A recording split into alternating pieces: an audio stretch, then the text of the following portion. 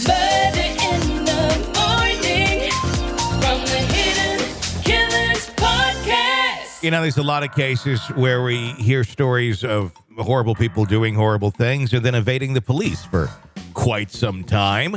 And sometimes then getting into altercations with officers and maybe sometimes then involving other people, hostages, things of that nature. And you're just like, why couldn't this person just go do something and just leave us alone on this planet, which you don't seem to fit in very well with, considering you're harming others. Well, that kind of happened to 34-year-old Brandon Lee Buschman.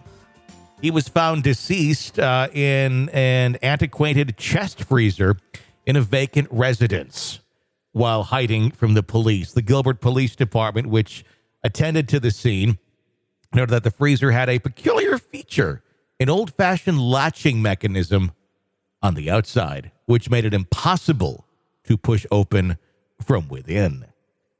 Oh, no. I didn't even know, that existed. All my chest freezers, I mean, you could just pull them up, I think, from the inside. There's no, latching anything. But I think this must have been an old freezer. And I do want to say, being a Minnesotan, this guy, I can guarantee everybody across the United States is going to screw up the pronunciation of the city. It's called Biwabik. Oh, I didn't even see the name of the city on here. Yeah, Biwabik. There it is. Yeah, I just skipped over it. Yep. I believe it is way up north in Minnesota. I guarantee everybody in the city knows this guy because they probably all run into him at the local market.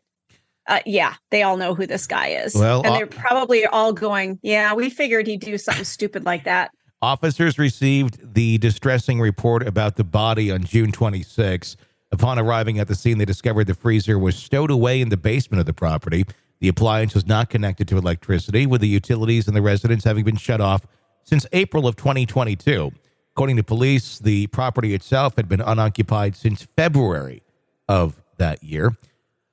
I have a lot of questions. I want to continue reading, but I have a lot of questions. The freezer was described as an older model. Its construction included a feature which in modern times would be deemed as a safety hazard, an external latching mechanism. The design was such that once shut, the latch could not be manipulated from the inside of the freezer. The chilling scenario that unfolded as a result is a stark reminder of how design choices, once deemed acceptable, can have dire consequences today. So people are like, oh, what are you going to use the crib that your grandma used for her, and then the one you used too for yourself, and then you put that with your baby? No, probably not. They kind of seem like death traps, to be completely honest. We actually did that with Harper. It was Harper's mom's crib, and it was her grandma's crib once. And looking back on it, like, yeah, I'm not going to, and Harper said, I'm not going to pass that down to my kids. It's a death trap. She's like, Dad, you had me sleeping in a death trap for the first 2 years of my life. Way to go. Like, honey, it's okay. Like, I survived, but I knew what I was doing. It's really not that bad of a crib. But yeah, I mean, it's, there's a lot of things you could get caught on, springs and things that children could get injured with. Poke your eye out with one of those things. And they're a little bit different these days.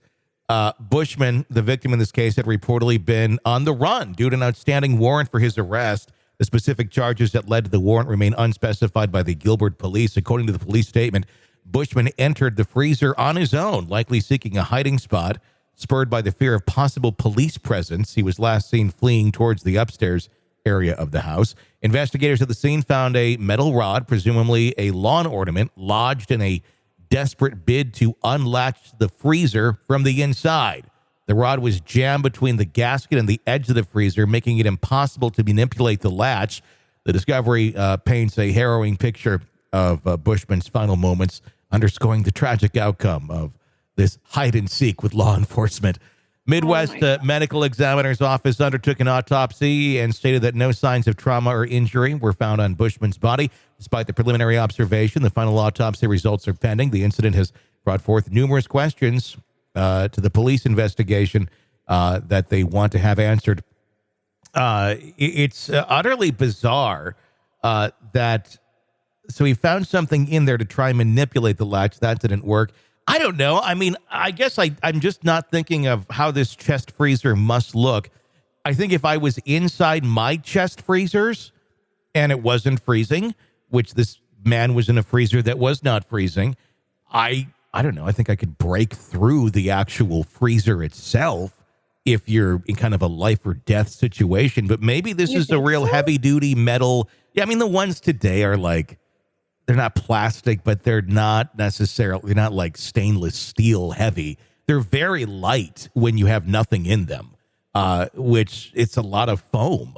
And I would think, if you sat in there, you could kind of punch your way through or up or bend it out so the latch would break. Or I don't know. Maybe this is just a really old heavy duty one where they made them a little more secure for trapping people in than they do today. I just can't imagine how scary that would be to, be in there going, like being buried alive, really. It reminds me of an old episode of The Twilight Zone where a guy was buried alive, Oh, completely. I mean, I guess it also kind of underscores the dangers of going into abandoned homes. Although, my fear would be the floor giving out, not necessarily getting stuck inside the old chest freezer.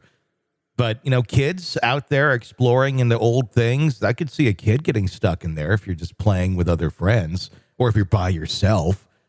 But again, Why would you be crawling into the chest freezer is the next question. I guess hide and seek with friends. This one, hide and seek with the police. Ugh, we used to go into an old abandoned home that was in actually Minnesota. It wasn't in this area, but it was all broken down, and I'm surprised I'm still alive to tell about it. It was horrible. Like you'd have to crawl through like the walls to get up to the next level because the stairway was already gone. It was just disintegrated because it was so rotted out. I probably have lots of scars from it. But yeah, we used to dig around in that house and see what we could find. It was terrible. I love abandoned places. I find them so fascinating. There was one recently, about a year and a half ago. Me and my daughter Harper would go over and eat at the restaurant next door. And I think the restaurant owned the land because there really wasn't a whole lot of like keep out signs. There was just a for sale sign in the front. And it's this old kind of plantation type looking building, if you will, with the big pillars in front, and was once, a big farm stead out back. You could get in through the back. So we, after eating our catfish, decided, hey, let's go see if we can go into the abandoned building. And it wasn't like a scary, wasn't a scary part of town or anything like that. It was just like, it's there. They're probably going to tear it down soon. And we got in and I took a whole bunch of pictures, and it was, you could tell this was a home that was once very well loved. Not big kitchen, but the floor had collapsed on the kitchen. So like everything was like, and there was a big hole in the ceiling up there too. So whatever was upstairs collapsed. But then like the living room was there. The stairwell was there. We managed to go up the stairs and look around a little bit. I was probably one of the last people in there. I took video too. But it was, I don't know. I always find those places so fascinating. I always think about holidays in those places because those are a lot of the things you remember in homes. And you just think of how many people, spent a holiday here. Where was the tree, or where was this or that? And, it was once someone's probably very, pride and joy type home, probably a dream home for somebody at one point in time. And to see it in that sort of disarray, it's haunting. I always find it very eerie and haunting. I'm not looking for ghosts or anything like that. Just to see the remnants of the past, I always find to be very, intriguing and haunting. Well, it's absolutely fascinating, and you wish those walls could talk to you. And I'm glad I did not open the chest freezer. You're locked into the Hidden Killers podcast. Want more? Start binging on all of our true crime podcasts right now through Apple Podcasts, and get an ad-free experience when you sign up to be a True Crime Today Premium Plus member, exclusively on Apple Podcasts. More of the Hidden Killers podcast, dropping soon. Press subscribe now.